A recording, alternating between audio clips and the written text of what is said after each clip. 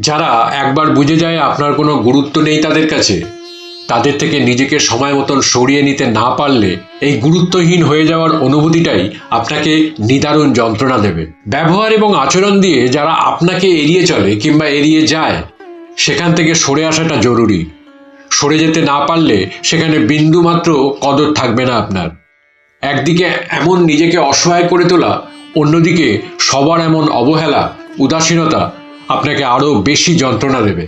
নিজেকে এতটা সস্তা করে তুলবেন না যতটা সস্তা ভেবে মানুষ যা ইচ্ছে তাই করতে পারে আপনার সাথে। আত্মসম্মান বোধ থাকাটা জরুরি। যারা ভালোবাসা কিংবা উদারতা বোঝে না, তাদের সংস্পর্শে থাকলে নিজের আত্মসম্মান বিসর্জন দিতে হয়। পৃথিবীতে কেউ কখনো সরল মানুষের কদর করে না, বরং সরলতাকে ব্যবহার করে। আজ যাদের কাছে গুরুত্বহীন মনে হয় নিজেকে, ঠিক তাদের কাছে কখনো সম্মান এবং ভালোবাসা আশা করতে নেই। ওই স্থান আপনাকে কখনোই সুখ দেবে না, আরও বেশি মানসিক যন্ত্রণা দেবে। যারা আপনাকে মূল্য দেয়, গুরুত্ব দেয় এবং আপনাকে মূল্যায়ন করে, তারা আপনাকে কখনোই হারাতে চাইবে না।